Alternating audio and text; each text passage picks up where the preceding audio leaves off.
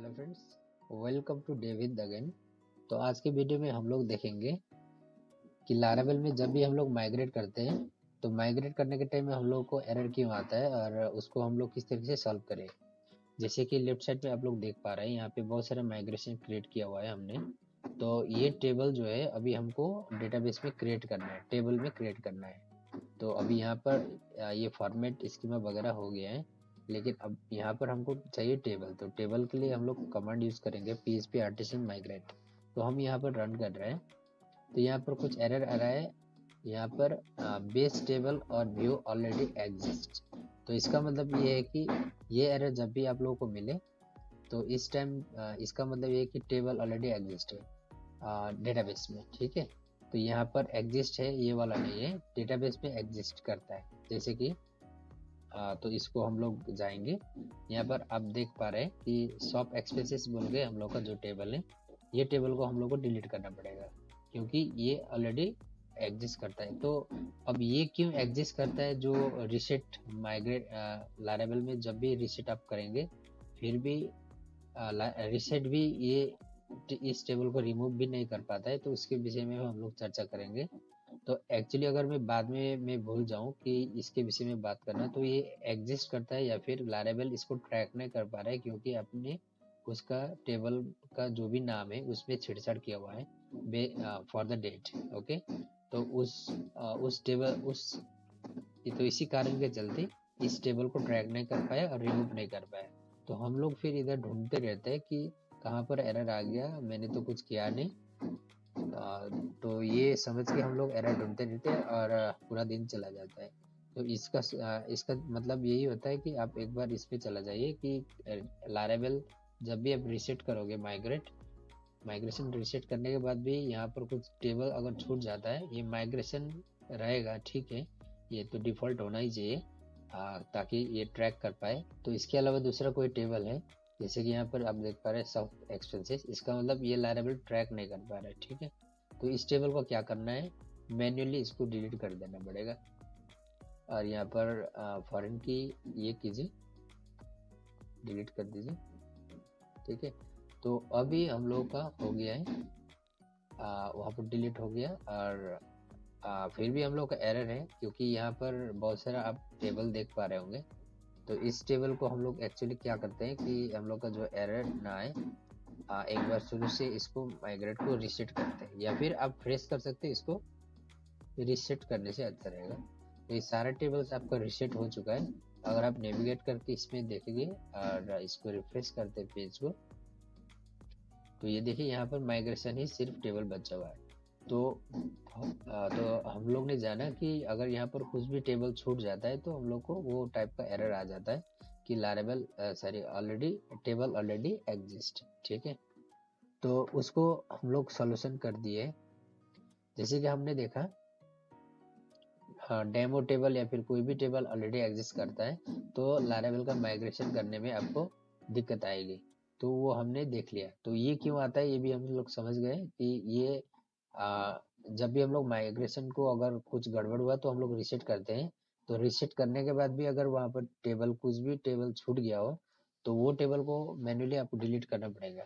ठीक है, अब दूसरा इश्यू क्या आ सकता है माइग्रेशन करने के टाइम में, जैसे कि फॉरेन की के रिलेटेड मिस कॉन्फ़िगरेशन फॉरेन की बोल कुछ आता है। जैसे कि अगर मैं यहाँ पर देखूं, मैं अभी लारावेल का ये रिसेट करके रखा है, अगर यहाँ पर मैं ये इसको डिलीट कर देता हूँ, ठीक है, कॉन्स्टेंट को एग्जांपल के लिए, अब इसको हम क्या करेंगे, लारावेल का फिर से माइग्रेट करेंगे। ठीक है, इसको माइग्रेट करेंगे तो देखते कुछ एरर आएगा कि नहीं। यस, यहाँ पर एरर आ गया, देख सकते हैं यहाँ पर फॉरेन की कॉन्स्टेंट इज इनकरेक्टली फॉर्म्ड।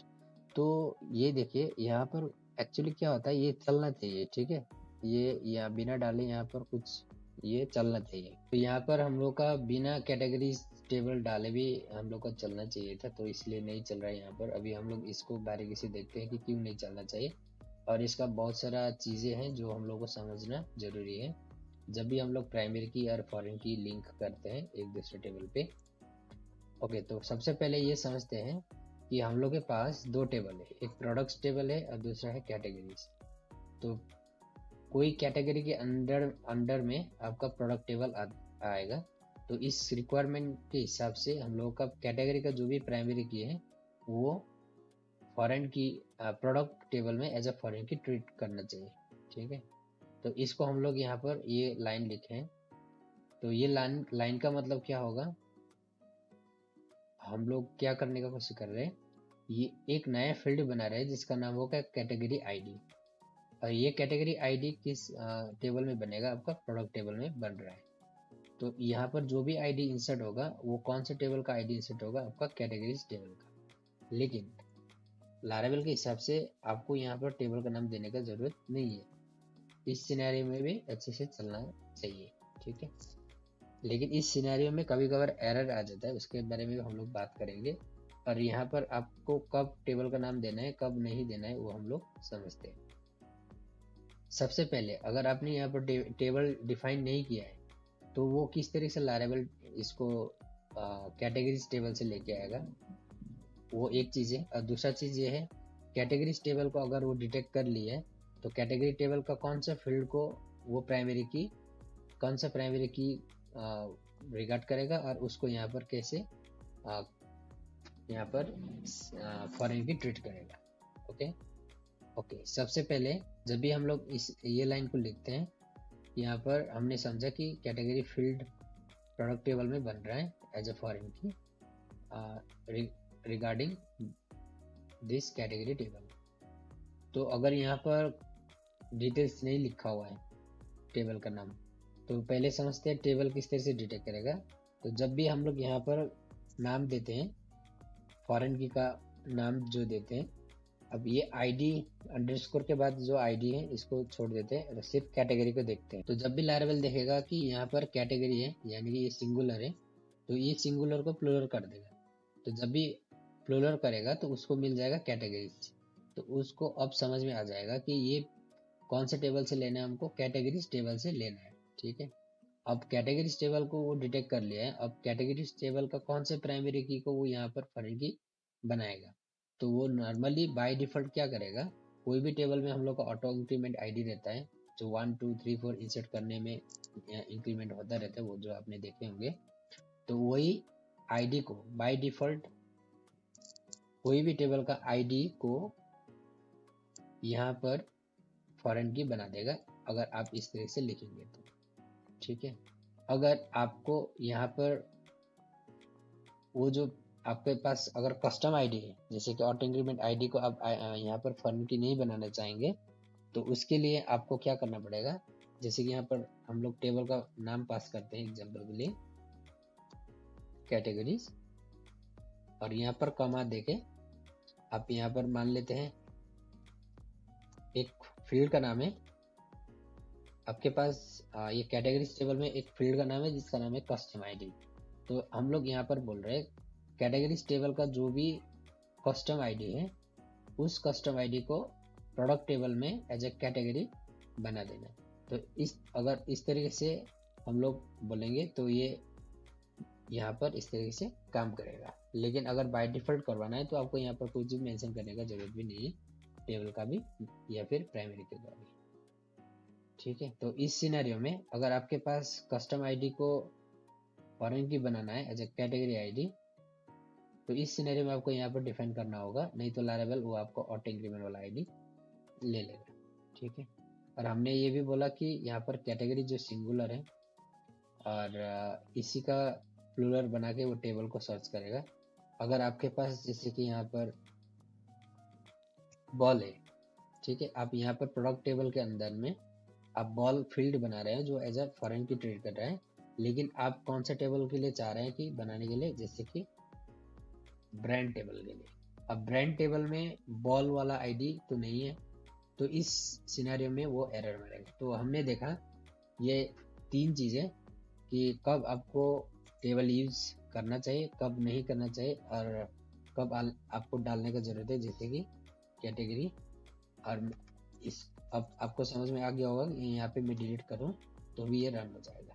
ठीक है, क्योंकि हमारा सीधा सीधा ये कहना है कि लारावेल को हम बोल रहे हैं कैटेगरी टेबल से हम यहाँ पर जो भी आईडी है ऑटो इंक्रीमेंट वाला आईडी उसको यहाँ पर कैटेगरी आईडी बना देना, तो इस सिनेरियो में एरर नहीं आएगा।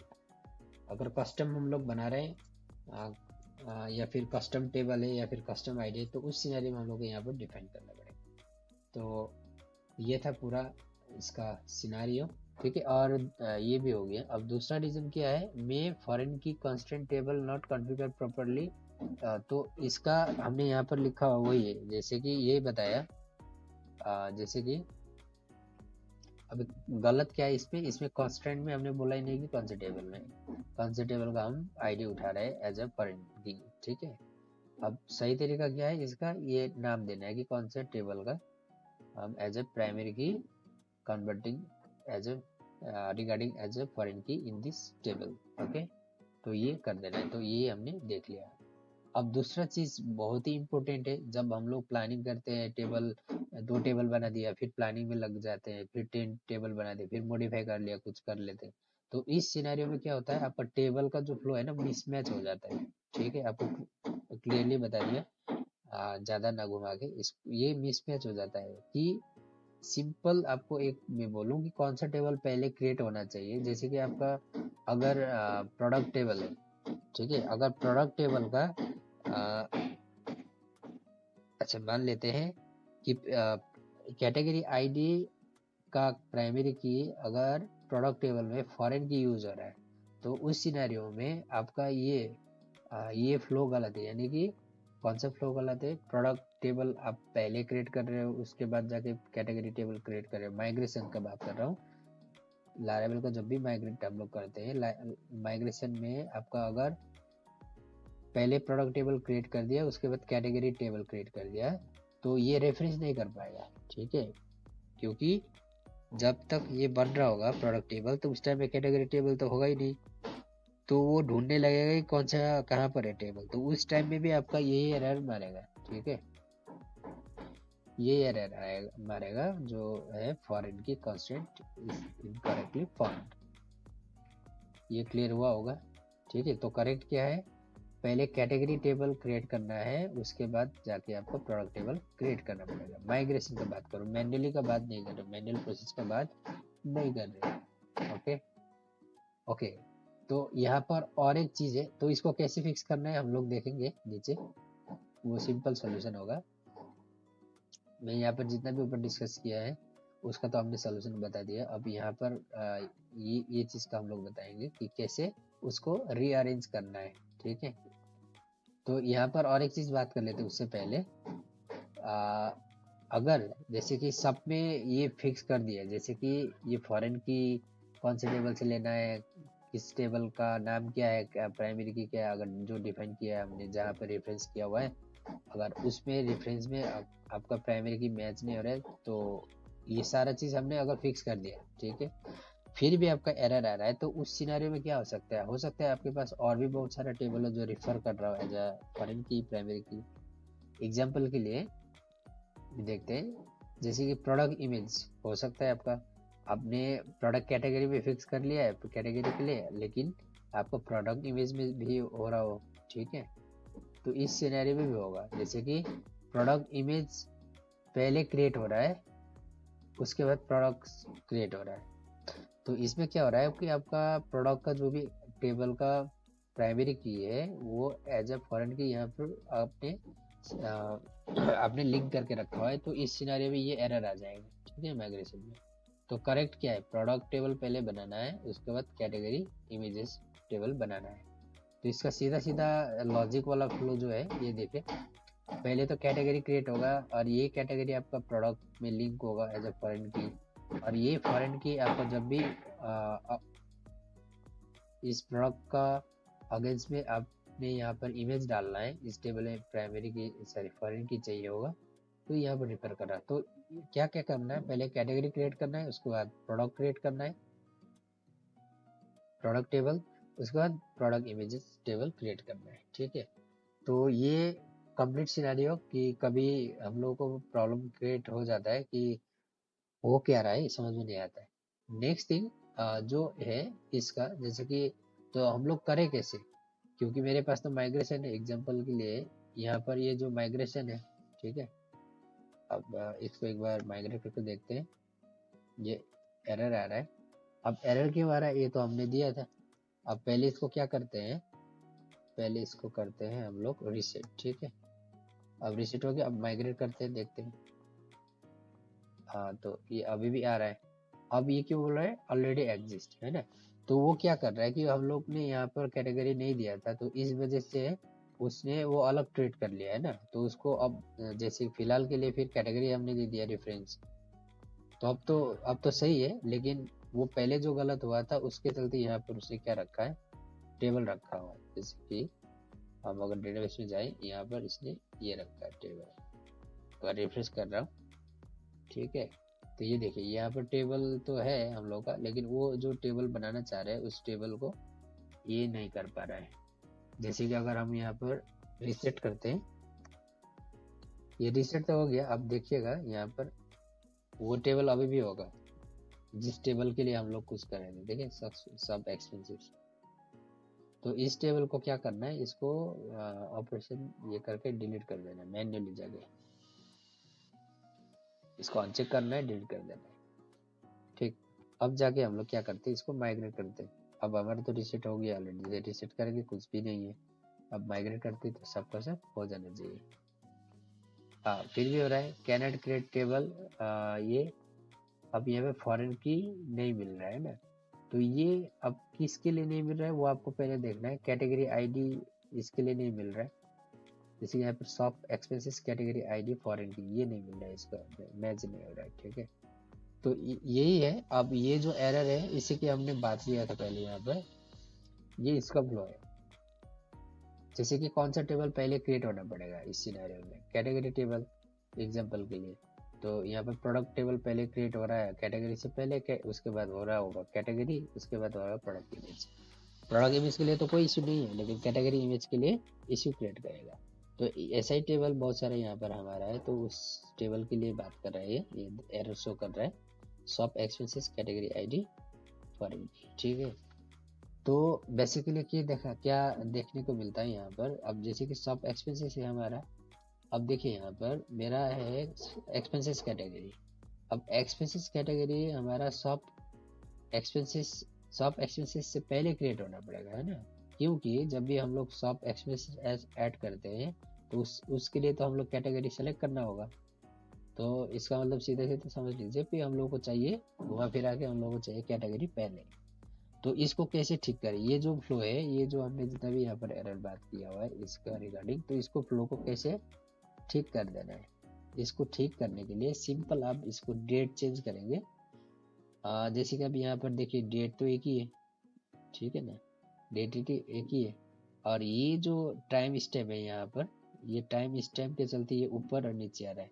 तो आप आप इस तरीके से समझ लीजिए कि जितना भी टेबल ऊपर है ये पहले क्रिएट होगा। जब भी हम लोग माइग्रेट करते हैं ये पहला सबसे फास्ट होगा, उसके बाद ये होगा, उसके बाद ये होगा, उसके बाद ये होगा। इस तरीके से करते करते ज़्यादा चला जाएगा। तो ये फ्लो में अगर आपका फॉरेन की डिपेंडेंट है दूसरा टेबल में और वो लास्ट में पीछे क्रिएट हो रहा है जो चाहिए पहले ही, तो उस सिनारियो में ये सब एरर आ जाएगा। ठीक है, अब समझ में आ गया होगा।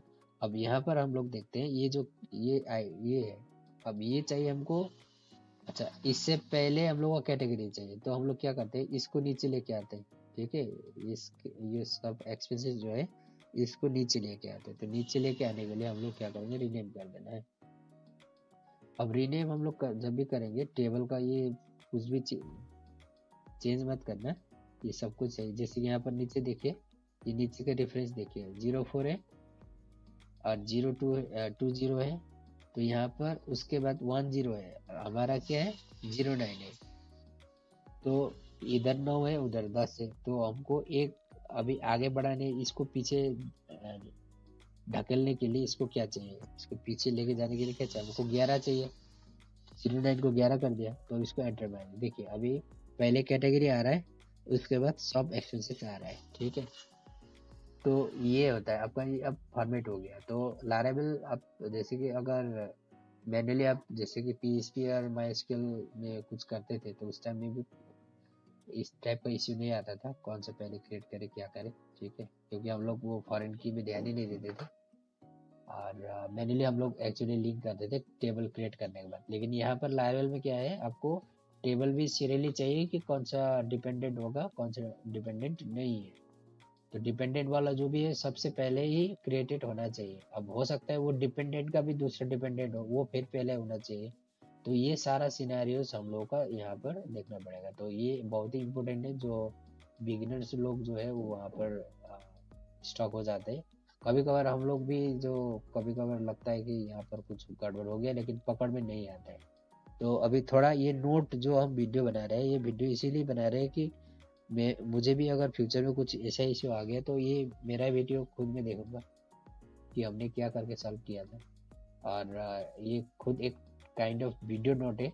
तो ये जो वीडियो नोट बना रहा हूँ खुद के लिए, तो बेहतर होगा कि आप लोग भी देखें इसको, आप लोग के लिए भी मिल जाए ना। तो इसी वजह से हम वीडियो क्रिएट कर रहे हैं। आई होप आप लोगों को समझ में आ गया होगा। और इसके अलावा कुछ दूसरा कुछ इश्यू है तो आप लोग कमेंट करके बताइए। और हाँ, थोड़ा लंबा हो गया उसके लिए मेरी सॉरी, क्योंकि आप हम तो प्रो यूट्यूबर नहीं है कि सारा चीज़ डिटेल्स बना के आप लोगों को दे, है ना। तो जब भी एरर आएगा तो हम इसी तरीके से कुछ डिटेल में वीडियो बनाने की कोशिश करते हैं। हम लोग का कोई हमारा कोई इंटरफेस कोई है ना, कोई बढ़िया बढ़िया फोटो वगैरह डाल के हम बनाने का टाइम भी नहीं है, क्योंकि डेवलपर को वो सब अच्छा नहीं है। हम लोग को तो एरर सॉल्व करने के इसी में करके, है ना। तो चलिए मिलते हैं अगले वीडियो पे। Thank you so much for watching this video. I hope you like subscribe and comment as per requirement. Thank you so much. See you again.